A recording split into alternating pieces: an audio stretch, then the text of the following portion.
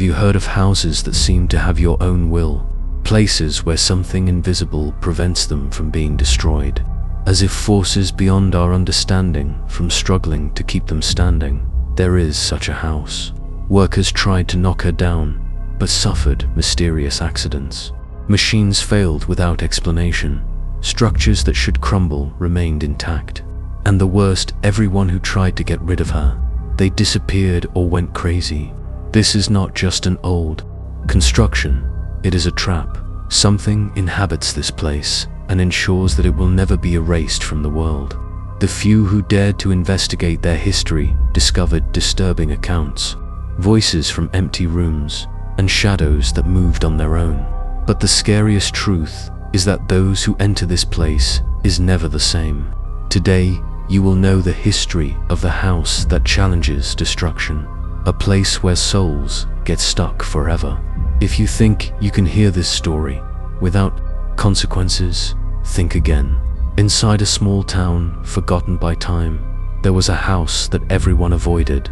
Built in the late 19th century, it was home to one of the most influential families in the region, the Beaumont. The mansion was grandiose, with marble columns and a garden that looked out of a fairy tale. But its beauty hides a dark secret. The story tells that, on a cold night of October, the Beaumont family disappeared without traces.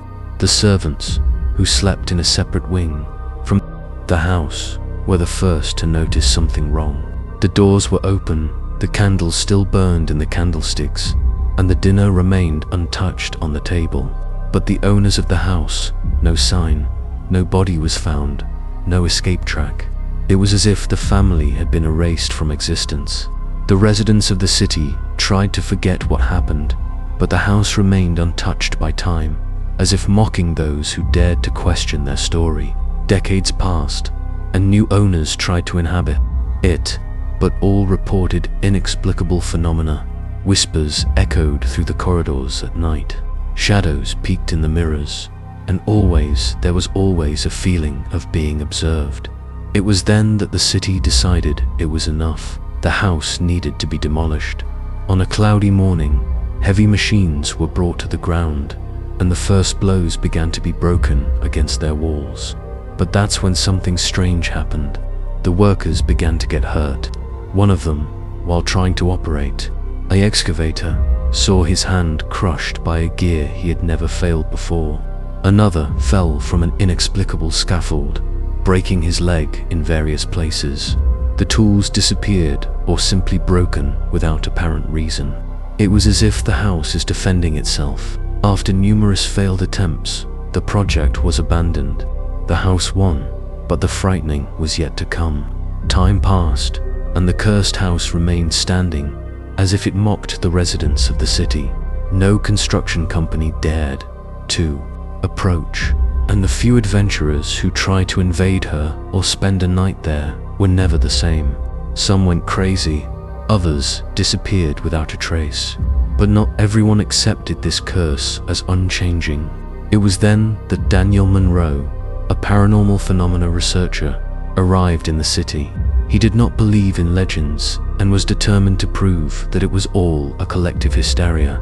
With his team, armed with cameras, thermal sensors, and recorders, Daniel decided that he would spend a night at the house and document everything. At first, nothing happened. The dusty corridors were silent, and the air, though heavy, did not seem supernatural. Until, exactly at 3 a.m., the devices started to fail. The movement detector fired for no apparent reason.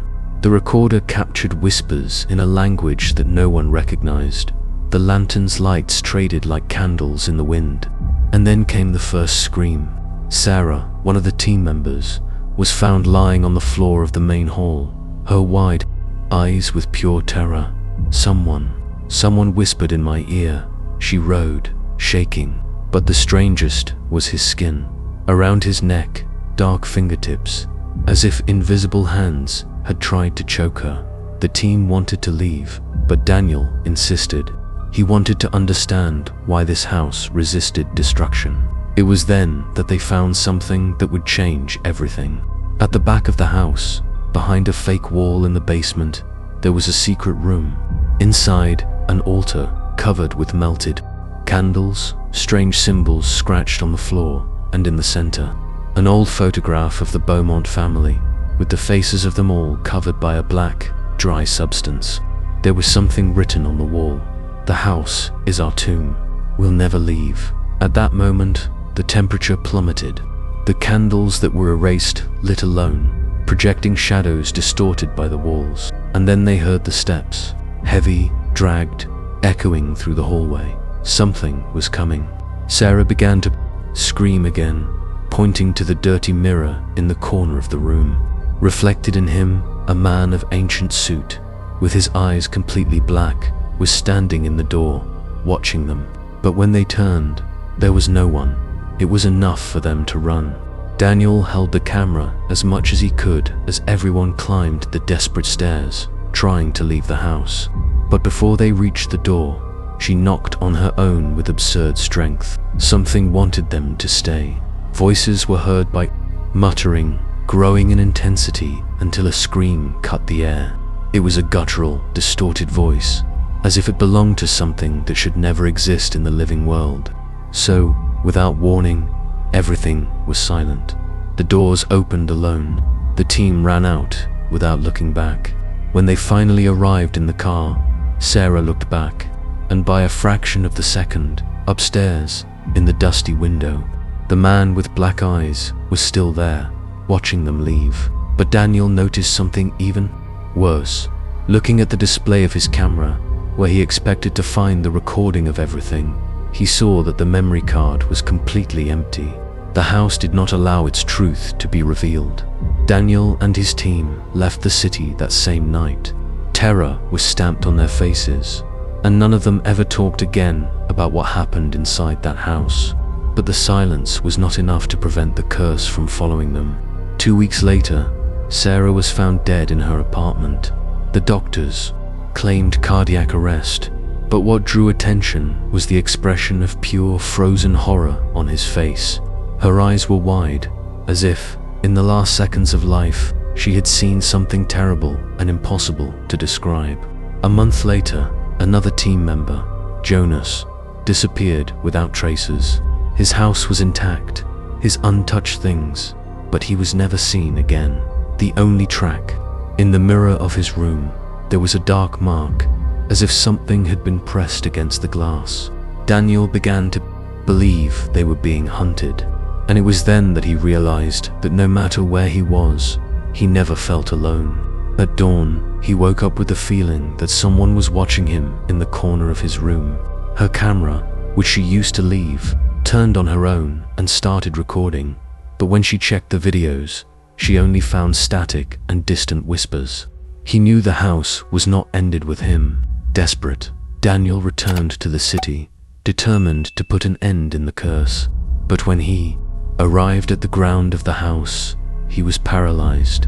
The house, it was no longer there. Where that damn construction should be, there was only one empty field, covered with dry grass and forgotten by time. No rubble, no fallen wall, nothing, as if the house had never existed. He asked the residents, but everyone looked at him with confusion. Which house? There is nothing there for decades. Daniel felt a cold rise up his spine. He knew this was not true. He was there, he saw, but somehow the house was simply missing. Or worse, she never had to be in one place. That night, when he returned to the hotel, Daniel decided to review the few images he still had from the trip. She slid down the camera roll, saw photos of the city, the empty field, and then stopped. His blood froze. Among the images, there was one that he didn't remember taking. A dark photo captured inside the house. And right in the center of the image, in the dim light, was the man with black eyes. He never left. He was always there. The house may disappear, but the curse never ends. If this story made you goosebumps, imagine how it should be inside that house, feeling the look of something that should never exist. What happened to Daniel and his team was just another chapter of a curse that seems to have no end. And the question is this house still out there, just waiting for your next victim. Now, I want to know, would you have the courage to get in a place like this? Or have you heard of other houses that challenge logic and time? Leave your comment below. I want to know your opinion. If you liked this video, don't forget to leave. It helps the channel a lot to continue bringing dark stories like this. Subscribe and enable notifications, because in the next video, we will explore an even more bizarre case and scary. See you there. If you have the courage,